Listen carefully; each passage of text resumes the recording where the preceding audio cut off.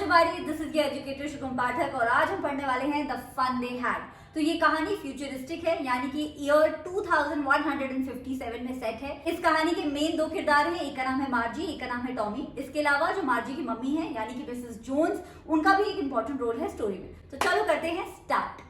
17 मई 2157 year में ऐसा कुछ घटता है कि मार्जी अपनी डायरी में लिखने के लिए मजबूर हो जाती है। और पता है वो लिखती क्या है कि टॉमी को आज मिली है एक सच्ची की एक रियल बुक।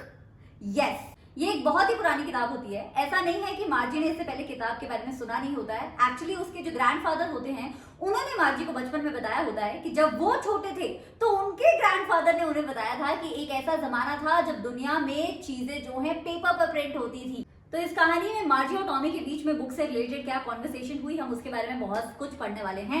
तो जब ये लोग बुक देख रहे होते हैं तो उन्हें दिखता है कि किताब जो है बहुत पुरानी है, तो उसके जो पन्ने हैं वो काफी येलो हो चुके हैं और क्रिंकली हो चुके हैं। और उन्हें ये बात बहुत फनी लग रही होती है कि unlike what they are used to, क्योंकि वो फ्यूचर के बच्चे हैं और उन्हें स्क्रीन पे मूविंग वर्ड्स से पढ़ने की आदत है, लेकिन इस किताब में जो है वो वर्ड स्टैटिक है, यानी कि स्थिर है और वर्ड्स मूव ही नहीं कर रहे। और जब वो पन्ना पलटते हैं तो पिछले वाले पन्ने पे वही लिखा होता है जो पहले लिखा हुआ था। तो उन्हें ये बात काफी फनी लग रही होती है। तो बुक को देखते देखते टॉमी बोलता है कि जी व्हाट अ वेस्ट ना, एक बार ही बुक खत्म हो जाती होगी तो इसका लोग क्या करते होंगे, फेंक देते होंगे। लेकिन ये भी बोलता है साथ में कि मेरे तो टेलीविजन स्क्रीन पे बहुत सारी बुक्स हैं और अभी और भी बहुत सारी बुक्स में आ सकती हैं, लेकिन मैं तो उसे नहीं फेंकता हूँ। और इसमें अग्री भी करती है आपकी मार्जी कि हाँ सेम, मेरे पास भी बहुत सारी बुक्स है।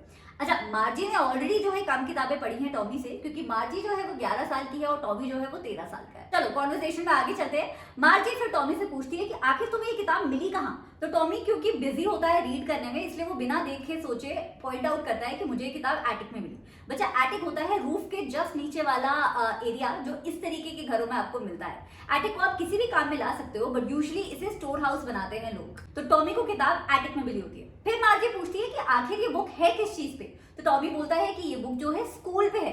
अब मार्जी स्कॉर्फुली पूछती है कि स्कूल पे, स्कूल के बारे में लिखने के लिए क्या है, मुझे तो स्कूल बिल्कुल पसंद नहीं, आई हेट स्कूल। अच्छा, मार्जी को स्कूल वैसे भी नहीं पसंद होता है, लेकिन आजकल और नापसंद आ रहा होता है क्योंकि उसकी जो मैकेनिकल टीचर होती है, रोबोटिक टीचर, वो उसे ज्योग्राफी का होमवर्क पे होमवर्क देती रहती है और हर होमवर्क में मार्जी पीछे वाले होमवर्क से और ज्यादा बुरा परफॉर्म करती है। इस बात से वो भी दुखी होती है और उसकी मम्मा भी दुखी होती है। उसकी मम्मा तो इस बात से इतनी दुखी होती है कि उन्होंने काउंटी इंस्पेक्टर को बुलाया हुआ होता है। बच्चे, काउंटी इंस्पेक्टर एक वो इंसान दिखाया है स्टोरी में जो मैकेनिकल टीचर्स में कोई भी खराबी आती है तो उसे ठीक करते हैं।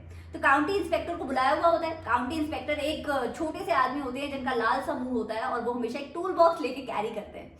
इस टूल बॉक्स में उनके पास बहुत सारी तारें, बहुत सारे डायल होते हैं। लाइक आई सेड, उनका काम होता है मैकेनिकल टीचर को ठीक करना। अब काउंटी इंस्पेक्टर घर पे आ तो जाते हैं, लेकिन मार्जी होप कर रही होती है कि कितना अच्छा हो जाए कि अगर मैकेनिकल टीचर ठीक ही ना हो।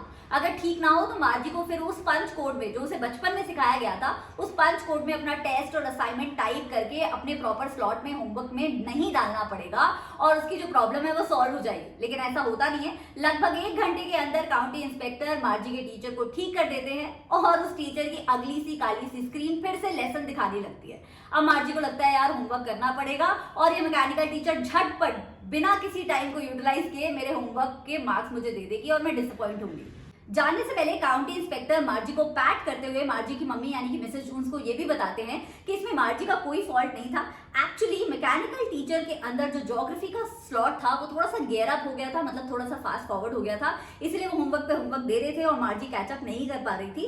अब काउंटी इंस्पेक्टर ने उस स्लॉट को जो है सही तरीके से 10 ईयर ओल्ड के लिए सेट कर दिया था। अब मार्जी अपना होमवर्क अच्छे से कर पाएगी।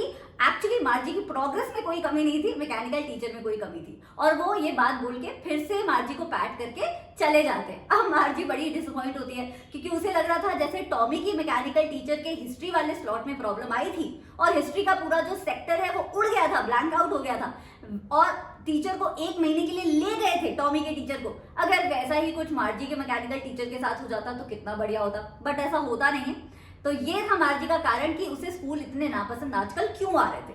अभी बैक टू उस कॉन्वर्सेशन पे आते हैं जो मार्जी और टॉमी कर रहे थे about that old book that they had found in the attic. तो मार्जी टॉमी से पूछती है कि अरे स्कूल के बारे में कोई कुछ क्यों लिखेगा ना। तो फिर टॉमी इस पे सुपीरियरली, क्योंकि वो उससे बड़ा होता है तो थोड़ी सुपीरियर टोन में बोलता है कि बुद्धू ये हमारे जैसे स्कूल नहीं है, ये डिफरेंट तरीके के स्कूल है, पुराने जमाने के स्कूल है जो 100-200 साल पहले हुआ करते थे और सेंचुरीज अगो हुआ करते थे। मार्जी ऑलरेडी हर्ट होती है, तो वो बोलती है पता नहीं किस तरीके के स्कूल हुआ करते थे पुराने जमाने में, और वो टॉमी के कंधे के ऊपर से बुक में पीक करना शुरू कर देती है और वो देखती है कि इनके पास तो टीचर हुआ करते थे। तो टॉमी बोलता है ऑब्वियसली इनके पास टीचर हुआ करते थे, ये टीचर हमारे टीचर से डिफरेंट हुआ करते थे, ये टीचर जो है आदमी हुआ करते थे, मतलब ह्यूमन बींग्स हुआ करते थे। तो मार्जी बोलती है क्या? तो वो बोलता है हाँ, ह्यूमन बींग्स ही बच्चों को जो है सवाल दिया करते थे, क्वेश्चंस दिया करते थे, उनका होमवर्क चेक किया करते थे, उन्हें पढ़ाया करते थे। तो मार्जी बोलती है एक ह्यूमन बीइंग यानी कि एक मैन इतना ज्यादा इंटेलिजेंट कैसे हो सकता है ना, इतना स्मार्ट कैसे हो सकता है? तो टॉमी बोलता है कि क्यों नहीं हो सकता, मेरे पापा तो बहुत स्मार्ट है, उतने ही स्मार्ट है जितना एक मैकेनिकल टीचर होता है। तो मार्जी का कोई मन नहीं होता कि वो इस बात से डिसएग्री करे या डिस्प्यूट करे, तो वो बोलती है आई बेट वो इतने ही स्मार्ट होंगे शायद। और ये बोल के वो ये भी बोलती है कि यार मुझे तो आइडिया समझ नहीं आता कि कोई स्ट्रेंज आदमी मेरे घर में आके मुझे पढ़ाए। इस पे टॉमी बहुत जोर से हंसता है और बोलता है कि बुद्धू ये ऐसा नहीं है कि ये टीचर्स घर पे आके पढ़ाया करते थे, बाकी सारे बॉयज एंड गर्ल्स एक पर्टिकुलर बिल्डिंग में जाके इन टीचर से पढ़ा करते थे, एक स्पेशल बिल्डिंग हुआ करती थी। तो मार्जी बोलती है सारे बच्चे सेम ही चीज पढ़ा करते थे? तो टॉमी बोलता है हाँ, अगर वो सेम एज के होते थे तो सेम चीजें पढ़ते थे। तो मार्जी बोलती है लेकिन मेरी तो मम्मी बोलती है कि डिफरेंट बच्चों का दिमाग डिफरेंट होता है और डिफरेंट बच्चों को डिफरेंट तरीके से पढ़ाना पड़ता है उनकी एबिलिटीज के अकॉर्डिंग। तो टॉमी अभी इरिटेट हो जाता है और बोलता है कि देखो पहले तो ऐसा ही हुआ करता था, सब एक साथ ही पढ़ा करते थे, तुम्हें ये बुक नहीं पढ़नी है तो मुझे बता दो। तो मार्जी बोलती है नहीं नहीं, ऐसा कब बोला मैंने कि मुझे ये बुक पसंद नहीं है या मुझे ये बुक पढ़नी नहीं है, क्योंकि अभी तक ना मार्जी का बुक में इंटरेस्ट आ चुका होता है, वो बुक इस फनी स्कूल के बारे में बुक में और क्या क्या लिखा है जानना चाहती होती है। अच्छा, अभी ये जो दोनों बच्चे हैं आधी ही किताब पढ़ पाए होते हैं, तब तक मार्जी की मम्मी की आवाज आती है कि मार्जी आओ स्कूल का टाइम हो गया। मार्जी पहले तो बोलती है कि अभी मुझे स्कूल नहीं पढ़ना है, लेकिन फिर उसकी मम्मी थोड़ा सा इंसिस्ट करती है और बोलती है कि टॉमी के भी स्कूल का टाइम हो गया होगा शायद। तो मार्जी जो है अपने स्कूल की तरफ बढ़ने लगती है। अब मार्जी जाने से पहले टॉमी से पूछती है कि डू यू माइंड कि मैं स्कूल के बाद आके तुम्हारे साथ ये बुक फिनिश करूं? तो टॉमी बहुत सुपीरियर टोन में बोलता है कि मे बी, और ये बोलता हुआ वो मस्ती में जो है किताब को अपने हाथ के नीचे दबा के निकल लेता है। अब आती है बारी स्कूल टाइम की। मार्जी का स्कूल होता है मार्जी के बेडरूम के जस्ट साइड वाले रूम में। मार्जी जब अपने स्कूल रूम में एंटर करती है तो वहां पे उसका मैकेनिकल टीचर ऑलरेडी उसका वेट कर रही होती है, जैसे कि वो हमेशा करती है स्कूल टाइम के स्लॉट में, except for Saturdays and Sundays.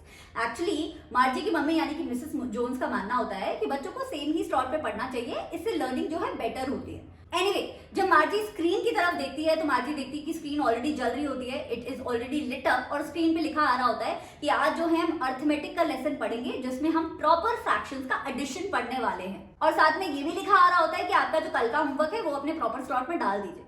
मार्जी को बड़ा अजीब लगता है। मार्जी एक बड़े से साई के साथ अपना होमवर्क डाल तो देती है स्लॉट में, लेकिन उसका जो दिमाग है अभी भी ग्रैंडफादर जब छोटे बच्चे थे तो जिस तरीके के स्कूल हुआ करते थे उसकी तरफ दौड़ रहा होता है। और वो सोच रही होती है कि कितना फन रहता होगा ना कि नेबरहुड के सारे बच्चे, आस पड़ोस के सारे बच्चे एक साथ पढ़ते होंगे, स्कूल यार्ड में जो है चिल्लाते होंगे, हंसी ठटल्ला करते होंगे, एक ही क्लासरूम में पढ़ते होंगे, एक दूसरे को होमवर्क में भी हेल्प करते होंगे, कितना मजा आता होगा उन्हें। और यहाँ वो अपने कमरे में देखती है तो मैकेनिकल टीचर स्क्रीन पे फ्लैश कर रही होती है 1/2 + 1/4, और उसे बहुत अजीब लगता है कि पुराने जमाने में बच्चों को कितना मजा आता रहा होगा, इतना मजा उसे तो नहीं आ रहा होता है स्कूल में। And this is what the story is about, that how much fun they must have had in the older times. तो हमें स्कूल में कितना मजा आता है ये हम अभी टेकन फॉर ग्रांटेड लेते हैं, लेकिन शायद फ्यूचर में जब स्कूल्स एग्जिस्ट ना करेंगे तो ये मजा नहीं आया करेगा। So I hope you enjoyed the lecture. I'll see you next time with another chapter. Don't forget to tell me in the comments अगला chapter आपको कौन सा चाहिए. Bye.